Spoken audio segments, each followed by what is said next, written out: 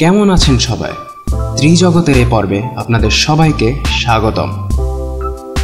যদি আপনি পাখি ভালোবেসে থাকেন, পাখি সম্বন্ধে যদি জ্ঞান অর্জন করতে চান, তবে এই পর্বটি আপনার জন্যই। তাই পুরো ভিডিওটি দেখবেন, আশা করি ভালো লাগবে।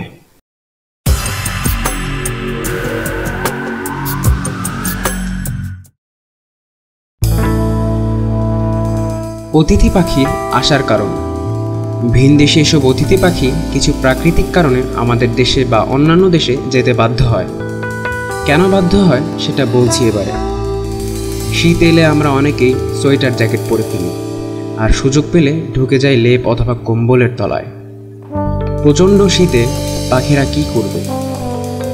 ওদের তো আর সোয়েটার জ্যাকেট লেপ কম্বল কিছুই নেই। তাই শীতে ঠকঠক করে কাঁপতে কাঁপতে মরার চেয়ে ওরা চলে যায় এমন দেশে যেখানে শীত কিছুটা কম, যেখানে ওরা সোয়েটার বা গরম কোনো কাপড় না পরেই অনায়াসে কাটিয়ে দিতে পারে পুরো শীতকালটা। অতিথি পাখির দূর দেশে যাওয়ার এটাই প্রধান কারণ। অন্যান্য দেশের তুলনায় আমাদের মতন দেশে শীতের প্রকোপ অনেক কম। এখানে শীতকালে বরফ পড়ে না, বরং শীত প্রধান দেশের তুলনায় অনেক ভালো থাকে আবহাওয়া। সবচেয়ে বড় কথা হলো, শীতের পুরো সময়টা ধরে শীত প্রধান এলাকায় খাবারের অভাব থাকে প্রচণ্ড। কারণ শীত প্রধান এলাকায় এ সময় তাপমাত্রা থাকে শূন্যেরও বেশ নিচে, আর তুষারপাত বা তুষারঝড় তো লেগেই আছে। তাই কোনো গাছপালা জন্মাতে বা বাঁচতে পারে না। আর গাছপালা না থাকলে প্রাণীরা বাঁচবে কেমন করে? তাই শীত এলেই উত্তর মেরু, সাইবেরিয়া, ইউরোপ, এশিয়ার কিছু অঞ্চল, হিমালয়ের আশেপাশের কিছু অঞ্চলে পাখিরা ঝাঁকে ঝাঁকে চলে আসে কম ঠান্ডা অঞ্চলের দিকে।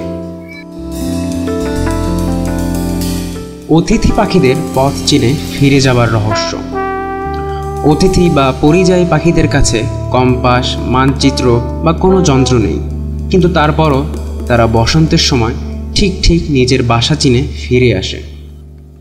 অথচ মানুষের পক্ষে এসব যন্ত্র ছাড়া সমুদ্র বা স্থলে হাজার মাইল চলাচল করা খুবই কষ্টসাধ্য। বসন্তের সময় মানে মার্চ এপ্রিলের দিকে শীত প্রধান অঞ্চলের বরফ গলতে শুরু করে, কিছু কিছু গাছপালা জন্মাতে শুরু করে, ঘুম ভাঙতে শুরু করে পুরো শীতকালে ঘুমিয়ে থাকা অনেক প্রাণীদের। ঠিক এরকম এক সময় অতিথি পাখিরা নিজ নিজ বাড়িতে ফিরে যায় দল বল সহ। সেটা আবার অনেক মানুষের কাছে রহস্য।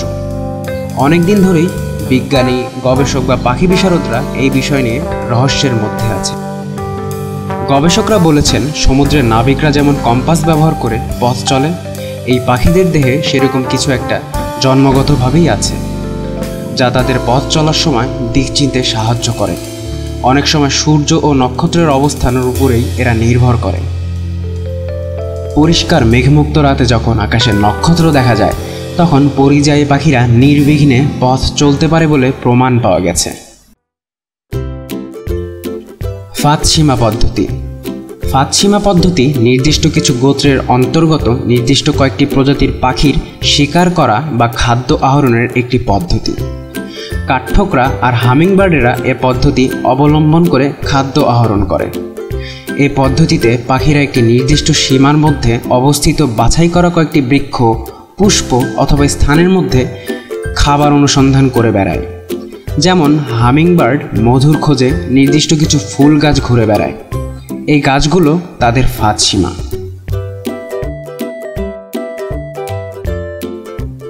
বাসা পরজীবিতা।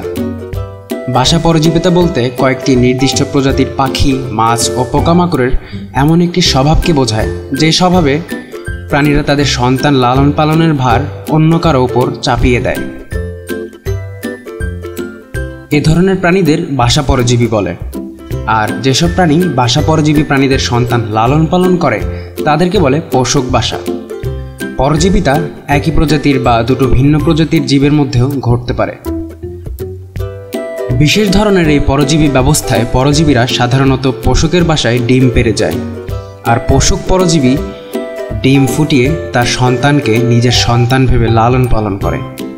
বাসাকে কেন্দ্র করে পুরো পোষক পরজীবী সম্পর্কটা আবর্তিত হয় বলে একে বিশেষভাবে বাসা পরজীবিতা বলা হয়।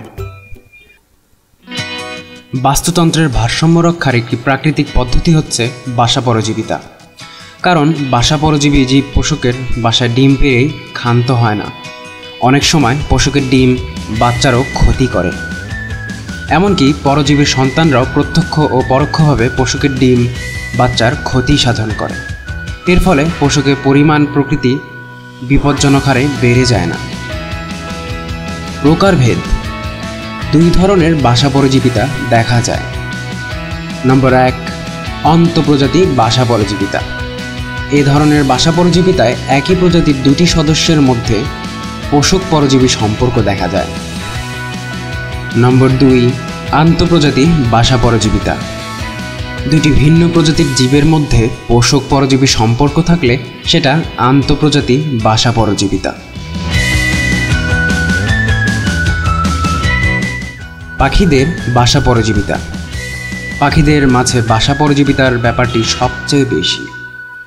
কোকিল তার এই অদ্ভুত চরিত্রের জন্য বেশ ভালোভাবেই পরিচিত। পৃথিবীর সমগ্র পাখি প্রজাতির মধ্যে মাত্র 1% বাসা পরজীবী।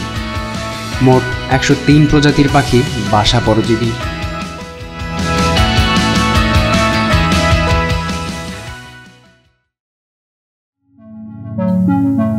ত্রিজগতের এই পর্বটি আপনাদের কাছে ভালো লেগে থাকলে লাইক দিতে পারেন এবং আগামীতে এমন আরো আকর্ষণীয় তথ্য বিষয়ক ভিডিও পেতে চাইলে সাবস্ক্রাইব করে সঙ্গে থাকুন।